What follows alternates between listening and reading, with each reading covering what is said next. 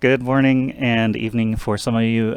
We are here for the first lore team AMA, actually, that is focused purely on the lore team and the writing of Duskbreakers, the story so far, and maybe some things for the future. I'll introduce everybody kind of one at a time, and then you can give a little spiel about yourself and what you do at Metatheory on Duskbreakers. So, starting with Molly. Welcome this morning. Tell everyone your role and what you do here. Cool. Hi. Yeah, my name is Molly. I use she, her pronouns. I'm a writer and I would say narrative designer here at Metatheory. Yeah, and I also help with the world building. So my background is more in crafting narratives for like podcasts, short films, uh, anything that's like fun, fun and goofy and needs a story. So yeah, I help build out the world and then figure out what stories we can then tell within the world we've built. Excellent. And then we'll move on to Sim. Hello, Sim. Hello. Let's just tell everyone a little bit about your role here and what you've been working on at Metatheory on Duskbreakers. So my focus is primarily world building, especially the science fiction aspect. Uh, I a long time ago, I originally wanted to be a scientist, and I actually fell in love with world building and science fiction itself. Um, and that's been sort of my core focus. I don't spend a lot of time on narrative or dialogue. My job is basically like how does how did the burst work? Like, what did it do to the Earth? How did the technologies work? How did the Gribbles reproduce? Things like that. And I love my job, so uh, uh, and yeah. Excellent. Yeah, sounds good to me. Next, we've got Warlock, aka Peter. Peter, same question, same intro. Hi. Yeah, so pretty first of all, my name is Peter. You guys might know me as Warlock or Lorelock way back in the day when, I started off writing little fan stories for People's Breakers. Gosh, I guess over a year ago now, which feels like lifetimes. I have a pretty extensive background in esports, specifically collegiate, and a lot of like tabletop and just gaming history in general. And with Dustbreakers, I do a lot of flex work. I help out our very talented writers with a lot of organization and things like that. I do a fair bit of copy for things that go out publicly, and then I work on some other fun projects that will be a little more secret for now. Um, but yeah, so kind of all over the place. Don't really do as much world building anymore. We have a very talented sim for that, and Molly and Tavius. I definitely have a stronger focus on characters and things like that specifically. So, but yeah, kind of a jack of all trades. Nice. And yeah, hearing esports, I'm like, man, it does feel like a lifetime ago. And then finally, David, who has been on these AMAs before. Let's reintroduce David and uh, give everyone a sense of your role here. Yeah, sure. Thanks, Joshy. Hey, everybody.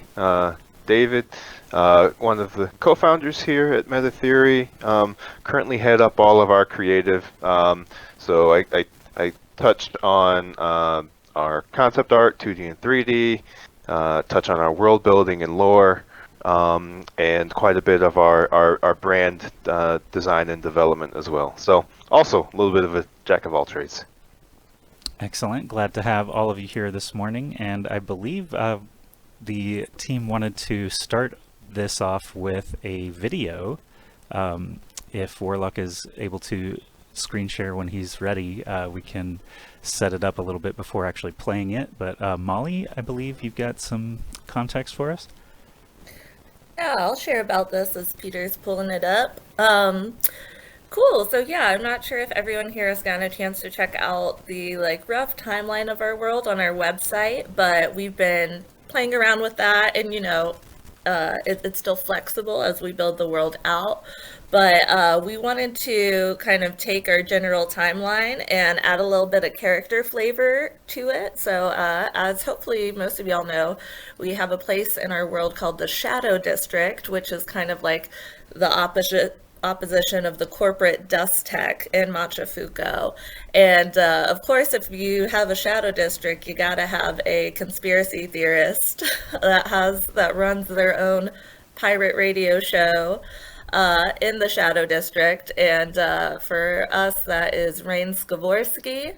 So yeah, he is kind of like the conspiracy theorist of the world, who creates this like Shadow District radio stream about how Dust Tech may not be telling the full truth.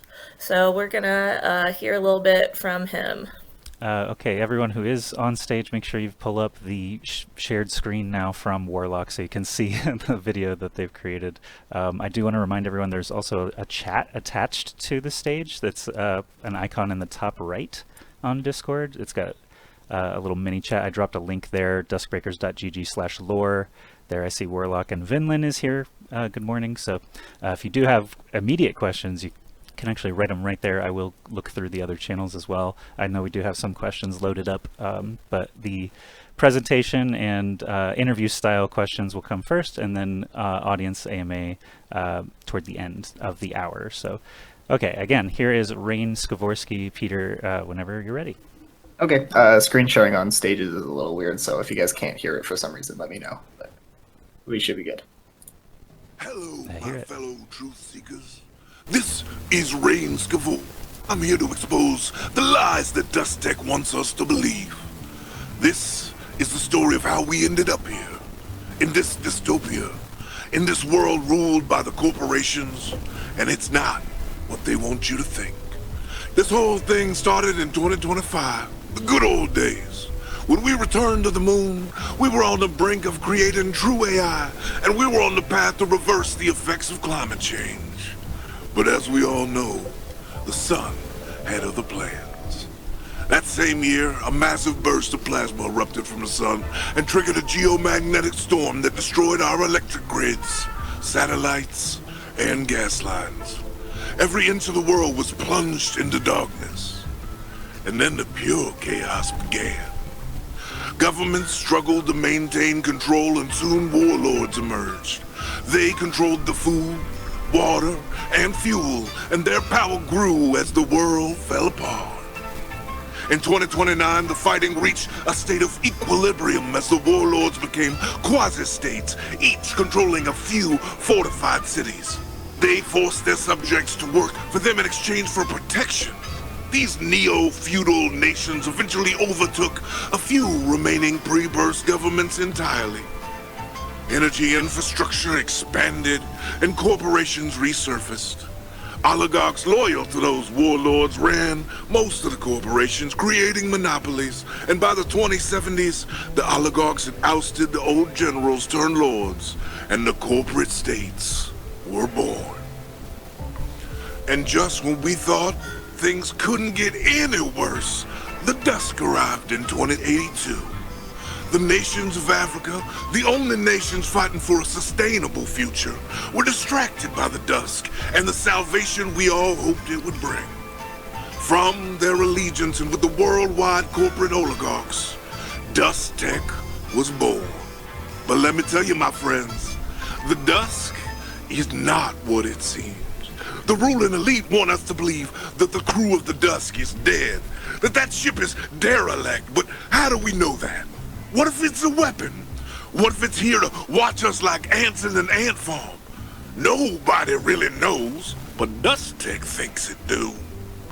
They assume the most profitable explanation, the one that justifies careless exploitation and the conversion of thousands of regular humans into cybernetic laborers. A space elevator built from the materials pulled from the depths of the Dusk now connects to the very place where humanity was born, spanning a distance of 36,000 kilometers like a giant umbilical cord. With it, Dust Tech is recklessly stealing technology from an advanced civilization acting like a child playing with a dangerous weapon. We have abundant resources on Earth that we should be utilizing to save ourselves. It is time for us to step up and be brave and rely on our own capabilities. If we fail to do so, we may bring upon ourselves a disaster that will make the burst pale in comparison. This is Rain Skavorsky signing off from the Shadow Pirate Stream. Keep fighting and keep dancing.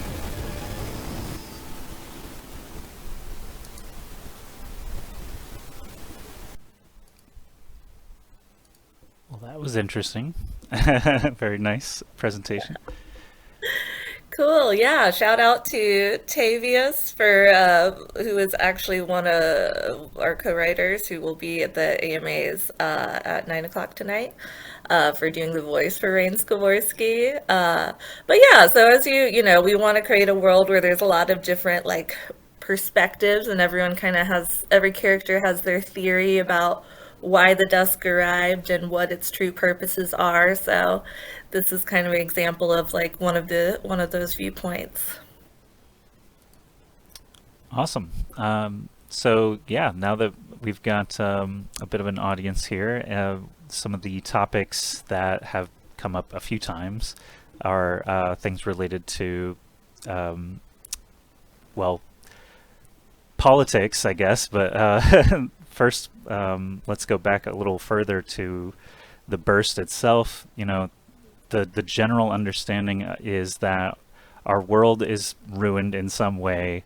Everyone's now focused all the technology in Machafuko to attach to the Dusk because essentially we found some cool stuff up there. So the questions that we've gotten in Discord are generally about Machafuko, the state of the rest of the world. They want to see other districts and things like that. But what was the world like when the Dusk arrived? Was it same day, same week, same event as the burst and the Dusk arriving, or chicken and the egg?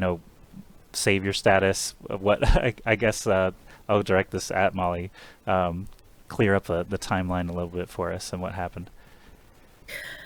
Yeah, totally. So the idea is, we wanted to create a world where like humanity was kind of on the edge of extinction by the time the Dusk arrives. And whether, that's a coincidence, a Deus Ex Machina or not is to be unfolded throughout the narrative. But so yeah, the burst and the decline of human civilization happened about 100 years before the Dusk arrived. And I'll let Sam talk a little bit about what exactly the burst is and what it did to the world, and then what the state of the world is then when the Dusk arrives. If you want, Sam. And feel free to kick it back to me if you have any at any point, Sam. All right, sure, no problem. I just want to say that is an example of the kind of collaboration I do with the lore team. I wrote out something that probably felt kind of dry and boring, and then Tavius came in and gave it a lot of character and make it feel like more like a character in a story.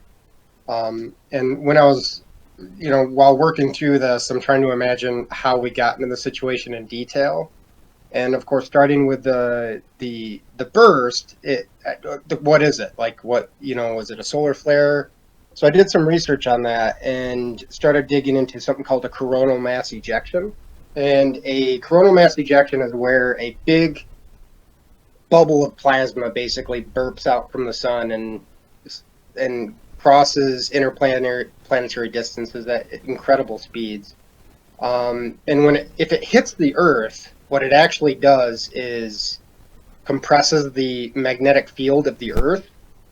And when you move a magnetic field around, it can induce currents in like wires, metal pipes, and things like that. So if this were to happen, and if it were sufficiently strong, like there was the 1859 quarantine event, for instance, that telegraph machines on fire. If that were to happen today, it could potentially annihilate our entire electric grid. It could basically destroy transformers, which take months to years to replace. It could, like Rain Skavorsky mentioned, it could induce a current in a metal gas lines and explode them. It would be really bad.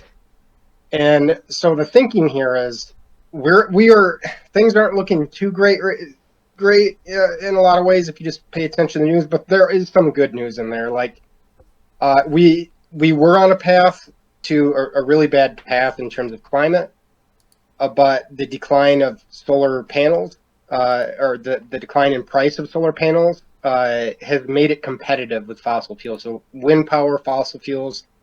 So if we keep on our current trajectory, we can probably avoid the worst case scenario.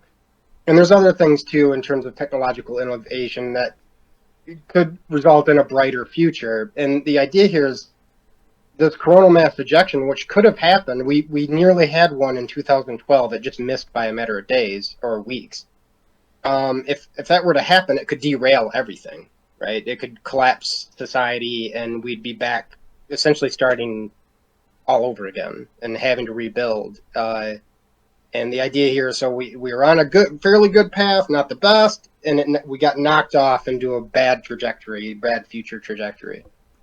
And that's basically the role of the burst in the timeline. Yeah. Back to you, Molly.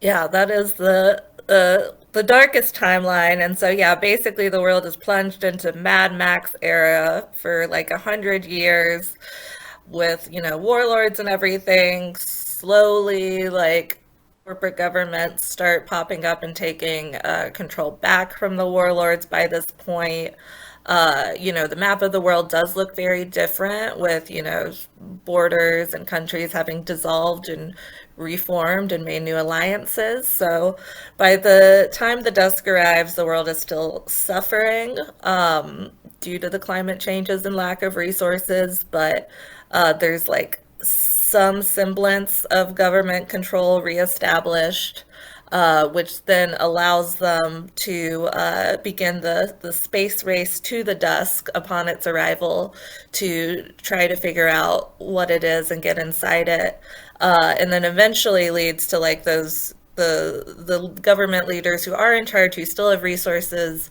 do come together to eventually form Dusk Tech and take control of the dusk in that way. Awesome. I think that does paint a much clearer picture, and I'm curious. I guess my first question would be, for the world population, since it is a massive event like that, did the world's population also drain significantly by the point the dusk arrived 100 years later? Are we talking like 1/10 of what existed, or half, or any significant amount? Sim, maybe? Yeah, so I played around a little bit with the numbers, because, if the burst wiped out 90% of the world, right, a lot of these issues with like resource shortages and climate, and those would all go away because there's not enough people to cause a problem. So it's not that. So we can say that's the extreme upper bound, right? But also, a disaster like that, obviously, if you took out the world's electric grids, it could kill millions, hundreds of millions to billions of people. But the scary part is we don't really know how bad it would be, because nobody's run this experiment, thank God. So I think we have a lot of leeway writing-wise. So I was imagining it was probably less than 1 billion. We recovered. It caused a societal collapse, but not to the point to where like a huge portion of the world was dying off. And in that chaos, once we recovered and political order had dramatically shifted because of that perturbation in society, because of the other factors like environment, food shortages, water shortages, just because of a lack of sustainability, a lack of international cooperation, too much greed, I would imagine the population probably declined over the following 75 years. But not to the point to where it's like The Last of Us, where there's a few thousand people clinging on or whatever. So There's billions of people, but we haven't nailed down the exact number yet. Gotcha. And I realize that might be morbid, but it does matter as far as like rarity of resources when the dusk does arrive, and things like how special is a breaker if there's only 10,000 of X humans on Earth. So thank you for that reference. Yeah, we're thinking that it's at least like 4 to 5 billion people remaining Nice. at a minimum. Because anything beyond that, anything below that, you've already had your world end of the world. Right. Right, so there's not a lot to save there if you only have a like single digit percentage of the human population left. So Yep, and this is like a segue to paint the picture of Dusk Tech, which obviously is now in control of the lift and gathering resources. So I think David, this would be a good time to ask you about perhaps Dusk Tech in general, and perhaps the first team of DuskBreakers once the dusk does arrive. Could you paint a picture there, or are you here? Yeah, no, Okay, I'm here. just making sure. Just waiting to hear your question. Yes, actually, I could paint that picture, but I actually want to know if Molly would like to jump in. Cool. I know the writing team has a deep abiding love for our Linda Way and our original team. And maybe since you're our character expert, you could paint a quick profile of each of the original members, if you're up to it, Molly.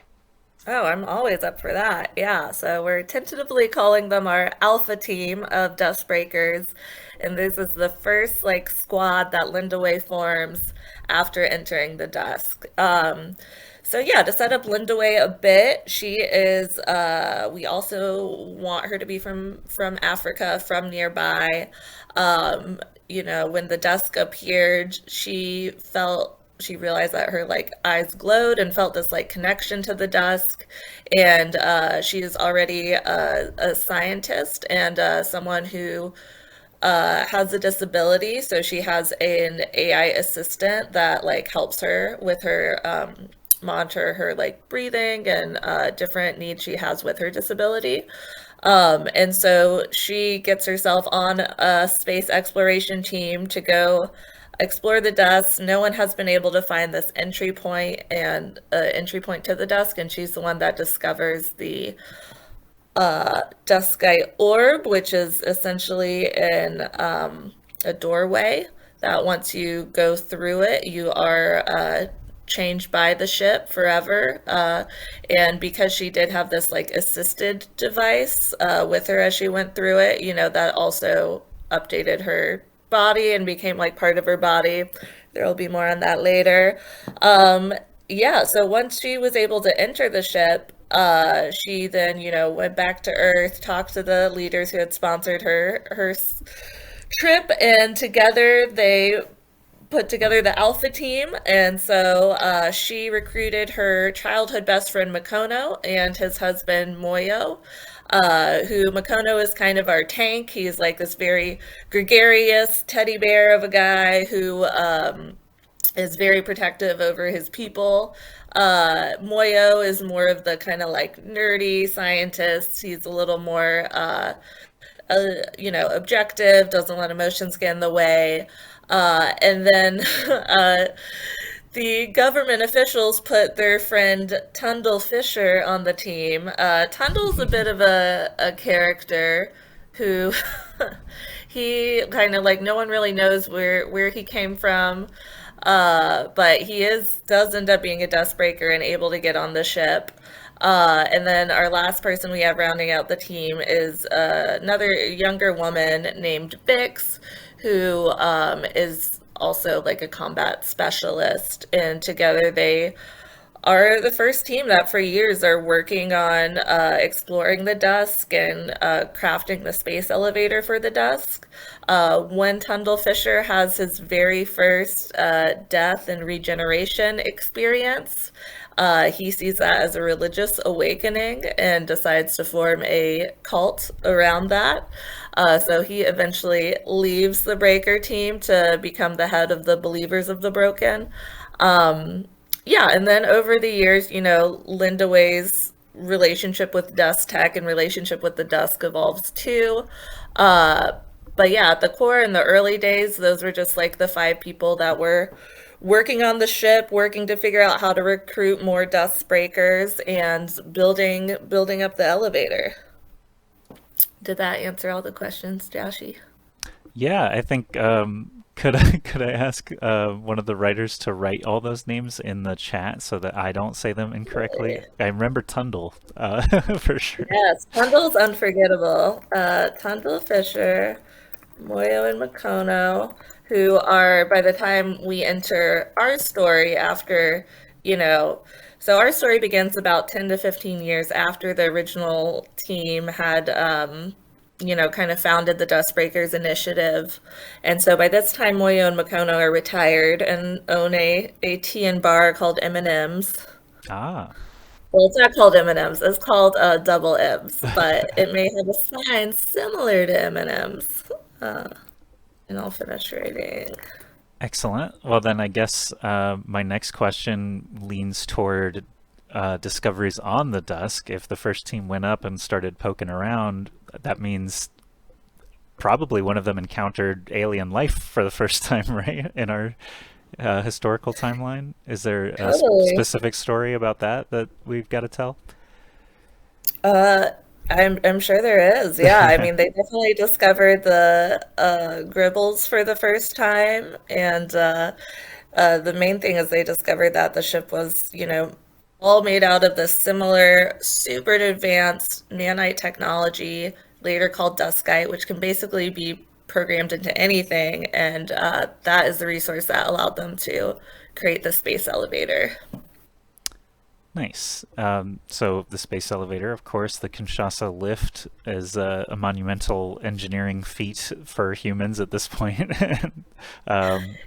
Yeah, definitely. And if we want to hear a little bit more about like our thinking around it and how realistic it is, I know Sim did a lot of research into space elevators as we were designing it. Yeah, please, Sim, enlighten us about the Kinshasa lift and our thinking behind it, the design and things for the story and everything. Yeah. To answer your question too about like what they encountered first going into the Dusk,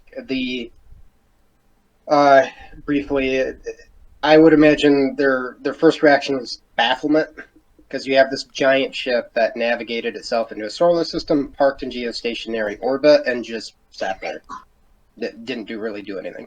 And that's weird. So then they go in, it's like you would expect if you're going into an alien spaceship, you would, expect aliens to like, do their equivalent of handshake and say hi, but there was nobody to talk to.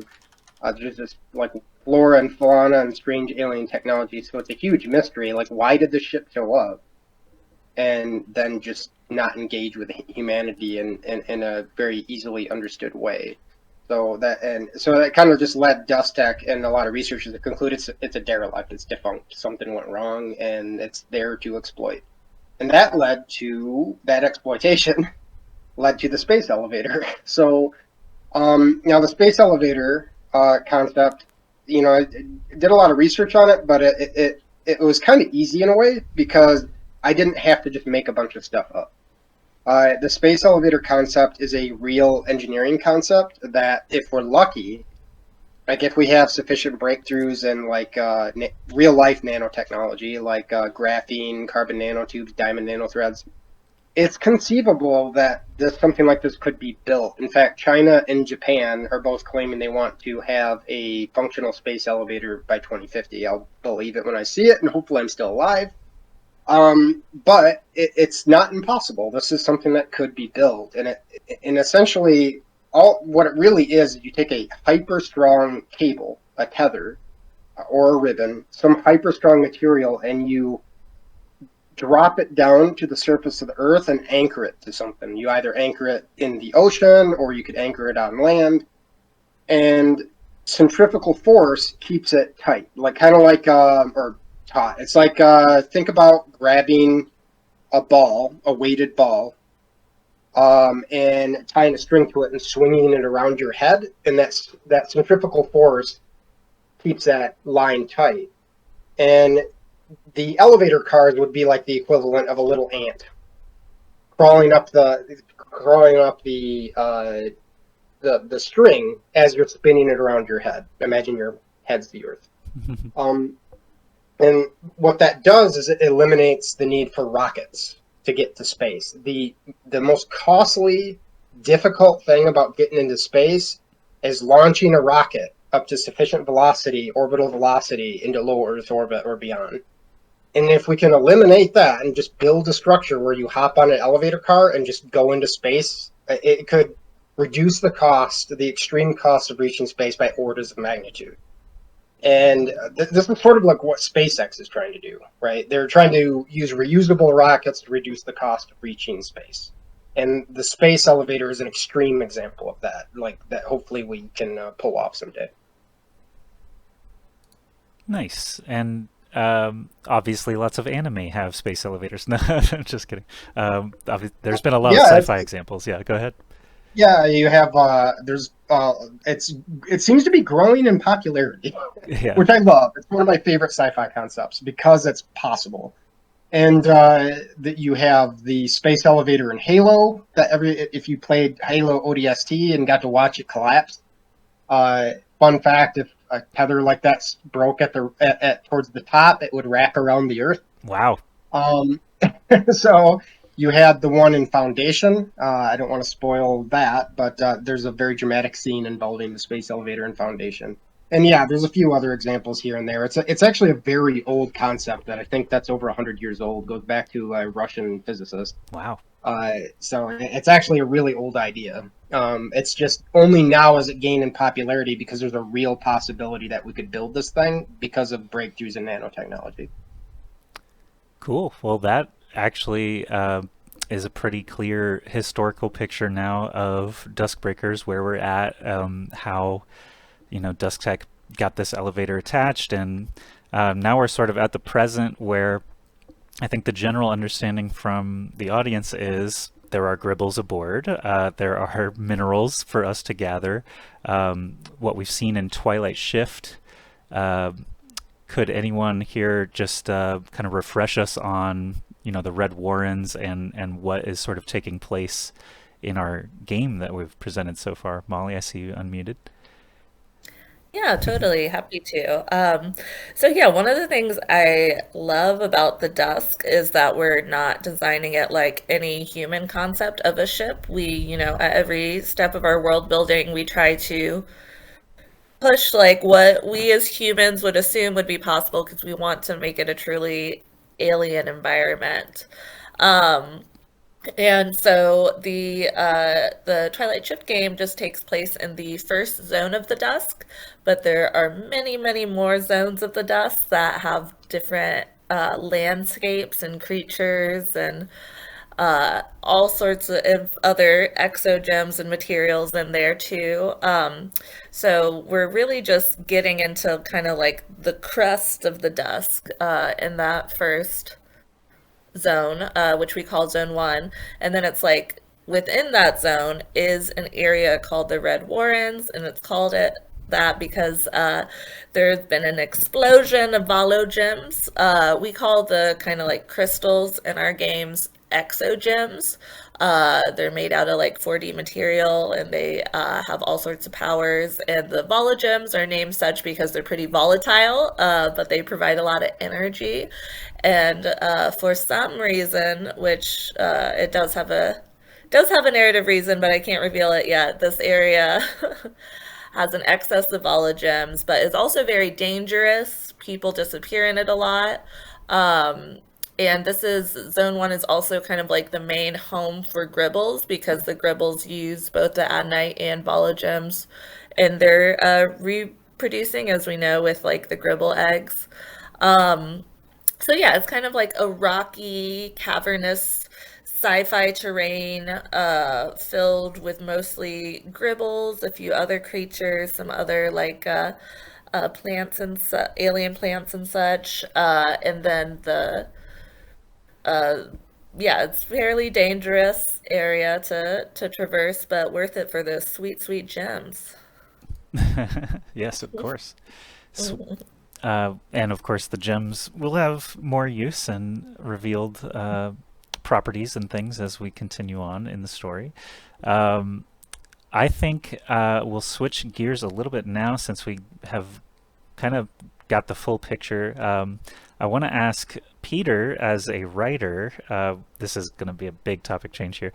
Chat GPT and AI is basically where I'm headed here. We did ask the artists on the art team and their AMAs about this changing technology and what they were looking forward to and maybe not looking forward to when it came to the new tech. But Peter, I know that you've been playing around with some of these AI models. What is your take on using this new tech for Metatheory and DuskBreakers writing?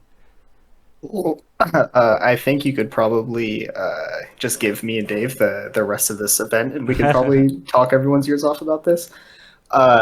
Super exciting, super scary, as I think a lot of unexplored frontiers are. Literally this morning, people have been posting about compressing, having GPT like compress its own messages so that you can get around like having context issues, and people are posting like entire stories. I mean, I've seen books where as soon as GPT-4 hit, it's like there's like an arms race of like, how can I create the best GPT-4 guide? But outside a lot of like the selling shovels in a gold rush, I think there's a lot of really exciting prospects here. I've seen a lot of really cool creative applications, and I've definitely experienced a few of those myself. I found that AI can be great for. I'm gonna try to limit. I don't want to go just like totally off the walls here. It's really cool to get different tones in your passages. You can punch this in, and you can say, "Hey, give me this passage in a tone of like a coal miner and also a business owner and also Kevin Lynn," and it will create like not perfect, obviously. It still lacks the human element. There's something where, and I think especially now as AI text is popping up kind of all over the place, there's certainly there's just something that you can feel that's missing. It's typically very formulaic right now, and people have been figuring out ways to get around that, and I think that will keep continuing as well. It's really exciting. I think it can free up a lot of the mental space that would typically go towards menial tasks, like checking copy, figuring out some like basic like brainstorming. It's a really good asset. It's not your primary tool, but your primary tool as a writer, as a storyteller, as a world builder, as a designer is always going to be your brain. But this is definitely a really powerful supplement to that, and I think that's already like proven the case here. We're working on some fun stuff. I'll let Dave talk a little bit more about that as much as he wants, because he's found a lot of really cool applications, and he's way more technical than all of us. So, true master of all trades. But no, even in the writers, we found a lot of cool uses. It's helped with concepting, help with just pitching, and I think it's only going to get better, which is both really cool and really scary. Yeah, thanks for that context. And Dave, since he offered you up, we'd love to hear more of your perspective on all this AI stuff. Yeah, sure. I have been interested in AI for a very long time. It feels incredibly exciting to be sort of living in the the space race towards AGI. It's really fantastic, particularly as a creative tool. I won't go on and yes, talk through the rest of our scheduled time here, but I will say, as a creative, it is very interesting to have to adapt your creative process from a highly individualized internal practice into one where you become more of a director, and you are attempting to teach your creative process and teach another electronic entity of what you would like it to do. It turns everyone into a bit of a director, and I think that is a fun way to adjust the way that you look at how you as an individual undertake a creative act. I think it is something that can unlock creative abilities in people who maybe don't have confidence or haven't trained up or practiced their own sort of creative skills. I see it as something that can become a really powerful accelerant and force multiplier for an individual creative. Very, very exciting tech. Excellent. I'm glad to hear that we're staying on top of cutting edge technology, and in fact we even used a little bit of AI in the video earlier that we showed. And Sim, actually, I think I've seen you running some prompts as well to check against just even sci-fi stuff or possible real science here. Yeah, it's gone way beyond that at this point. Yeah, I've fallen in love with this thing. It is. I was very full. Just to be honest, I was very scared and apprehensive about it at first because, as a huge fan of science fiction, this feels like a science fiction plot. Like it's so surreal being alive in a time like Dave is saying, where this is becoming a real thing. Like this is. I'm having a conversation with a machine, and a lot of the world building work I do now, a lot of times when I'm like, I still have to do a lot of the research myself because, unfortunately, at least Chat GPT-3, 4 is more accurate, but I have to fact check it a lot. It does get things wrong, but that's that's not quite the best way I found to use it. Where it really helps me when I'm doing world building and research is having discussions with it. Like I'll sort of like ask it what it thinks, and I'll sit there and go back and forth, and there'll be some things that misses. Like I'll say, what do you think about this? And it's so weird that I'm asking that of a machine. And then it will give a really good answer, and I'll say, I'll pick out the good points, and there'll be some things that miss. And I go, well, what about this? Have you considered this? And I just sit there and sometimes I get in arguments with it. That's what Peter says. You argue with sci-fi fiction. But those arguments are very productive. I find come across, so it's like having a fellow super nerd I can just sit there and talk to you about this stuff. And then in addition to that, like Dave was alluding to, because I'm so hyper focused on world building and the science stuff and the hard science, I'm not as strong when it comes to writing dialogue or designing characters. But what I can do is I can take my big old essay on the future history following the burst and all these events and stuff like that. And I can take sample text of a character and say, rewrite this whole thing in the voice of this character. And it's amazing, and it just does it in seconds. And you suddenly take a boring, dry academic signing essay about science stuff, and it's this rich, like, in-universe, like, monologue from a character or dialogue between two characters, or you do whatever you want. It's incredibly liberating and incredibly empowering if you have weak points as a writer. That's awesome. And the fact that it's it's your job to do that, the arguing with the AI. It's don't feel bad about it. Just learn, and apply. So we are into kind of the last 15 to 20 minutes here. I'll ask, before we move on to audience questions, we do have a few loaded up.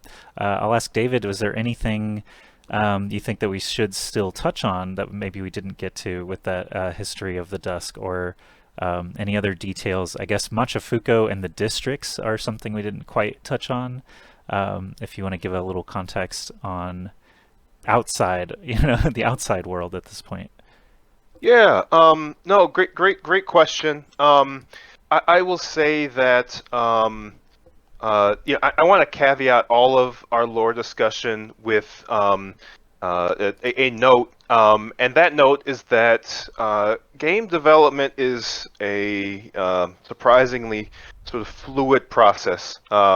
It is tech, but it's also very creative. And the lore that we create is created in conversation with our other teams. The people who are programming our tools, the people who are working on our website, the people who are creating our marketing strategy. And so the things that we come up with as world builders and lore writers and character creators, they oftentimes will have to shift and adjust as the needs of the project shift and adjust.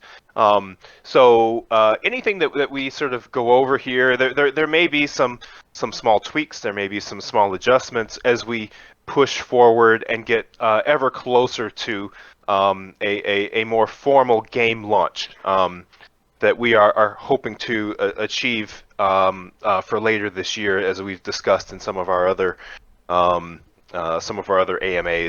Yeah, I would say, that caveat. I think I do want to give our content team an opportunity to introduce everyone to Machafuko in sort of the best way that they see fit. I think Machafuko is designed to be a future city. It's designed through an Afrofuturistic lens. It's a city with a lot of potential and promise, a lot of danger and excitement. We are still sort of crafting a map for Machafuko. And we're centering a lot of the city development around these grand structures similar to arcologies, if anyone's played SimCity. A large sort of housing block, self-contained, something that can be easily reproduced, almost 3D printed, and that houses large numbers of people, that houses things like gardens and farms, very walkable, if we're talking walkable cities, a place that is sort of a community-focused large building. Nothing too dystopian. We're not going Judge Dredd, but yeah, we're thinking, what would a true city of the future, a city that was built in very short time, that popped up around the space elevator, a home to a great many immigrants and migrants from not just the continent of Africa, but across the entire world. A place where the great majority of human economic and scientific development is now centered. If a place like that popped up, what would that city look like, and how would the people who run that city, the people who live there, react? Those are some of the driving forces behind Machafuko, and it's a lot to balance. It's a lot to keep in mind. So yeah, just that's a little bit of flavor about the city. I'll leave stuff like the districts and some of the specific mapping to trickle out as we release more content and as we release game. But hopefully that gets some of you all excited to explore that city and spend time there later, hopefully this year. That sounds great to me. And D-Lu, I see, is in our audience now. He is one who asked specifically about that, so hopefully that's a satisfying answer there. Let us know, obviously, in the chat if you've got any follow-ups on anything that we may have discussed here so far. For now, we've got some time left. I want to possibly go person by person here and ask what has been sort of your favorite thing to work on so far. We've pushed a lot of lore and webcomic some of you are involved in. So with certain characters, we have, we didn't even talk about Asha and Adrian so far in this session. We may, in the second session, again, reminder, we'll be going live again later this evening. There's another event here on Discord that you can RSVP to. But we've done a lot of cool stuff. So I'll start with just same order, I guess. Molly, if you've got a favorite part of your work at Metatheory or on DuskBreakers so far. Cool, yeah, I definitely do. My favorite part of world building, because I'm not a hard science person like Sim, is just getting to let my imagination run wild when we're just like when we're building out the dusk and like what these landscapes could look like and what the alien creatures could look like. I've always loved creature designs, and it's really fun to get to work with Sim, who does have more of an actual like ecology background and or speculative evolution background, and just kind of yeah throw wacky ideas at him, and then he would tell me how this would could actually work in a galaxy far, far away. So, yeah, getting to yeah, like I love Asha. That was a great design. That I didn't even have anything to do with that. That was all Gears. But I love just like the plant creatures. And then my favorite part of narrative is getting to build out like the wacky characters like Rain Skavorsky. I think what's nice about this world we're creating is like it technically is like a sci-fi dystopia, but we're trying to add a lot of levity to it with tone. We don't want it to just be like dark cyberpunk. Like we want it to have a lot of perspectives and have a lot of humor and joy in it as well. And so I think that's been a fun aspect with the range of characters we get to create. Great answer. Sim, what has been your favorite part of working here, and maybe a specific narrative point? I would say, I guess it's just the core of my job really that I've been loving, and that is I love taking kind of like arguably absurd, implausible, magical, unrealistic science fiction ideas, and trying to figure out like, okay, I know this is fiction, but let's see, like, how would this work if it was real, right? So taking, for example, a classic example is faster than light travel in science fiction. It is like an essential component of a lot of space opera because nobody wants to read a story unless you're really into hard science fiction about people taking decades to centuries to get from point A to point B. So we've created this plot device, created a plot device called FTL. Now you could just wave your hands and say, yeah, okay, yeah, it's magic, whatever. But I like going a step further and imagining like how would it actually work as a piece of technology. And some people in the actual scientific community have done this with like warp drives and wormholes, where there's a whole body of scientific literature on the subject that you can dig into. So I really enjoy taking like ideas like space elevators, FTL. What's so special about these exogems? Like physically, what makes them so unique, and digging into that. And a lot of times I actually go to Google Scholar and search for similar concepts and actually read through scientific papers to kind of mine them for as a way to flesh this out more and make it more immersive and more real. So I'd say that's my love. That's what I love to do the most, both inside of work and outside of work. Excellent. And yeah, it's always great to enjoy your work. As far as a narrative point, I think working out like how exactly the Gribble biology worked, like as far as how they were, you know, how they breed, how they interact with the characters and all that. Working through that, I love social insects. One of my favorite subjects is things like ants, termites, and bees. So it was incredibly fun to work that out and try to figure out how they interact with characters and fit into the world in Machifuko and the Dusk. Excellent, and that's a big mystery, cool thing for players to discover as well. And Peter, same questions. What have you enjoyed most about being at Metatheory? You've been here over a year now, right? Yeah, sure have. Other than the private lessons from Sim about how Gribbles work, and the massive ecology tutoring that would probably cost me hundreds of dollars. Favorite thing I've been involved in so far is easily everything associated with the visual novel. I have a very, very real, very distinct love for this world that we've built. But I would say even more so. I have a love for bringing people's stories in and making sure that we have like the big guys, the Dust Tech, the Dusk, obviously, but even down to the smallest, most like seemingly insignificant story. I've had a lot of fun just not only building those stories, but iterating on systems to continue building those stories and ways where we can kind of explore this world and can continue to make it real.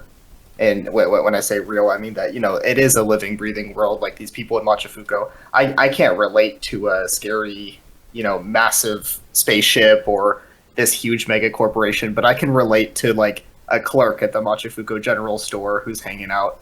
And so I think telling those perspectives is definitely the most compelling thing to me. Awesome. And do you have a favorite character? I think you've got one of your own, don't you? If I had to give, I would probably say of those that we've released, I would probably say Adrian is my favorite. Of course, I love my breaker Ophelia, who I earned through, that way back. But I think Adrian represents a lot of really cool ideas that we want to show in Machifuko, and I think that entire process was really fun. Also, I love Asha, so. I agree on all of that.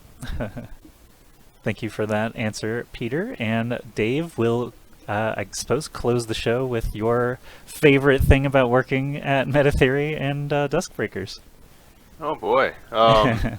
Yeah, that's a very tough question for me.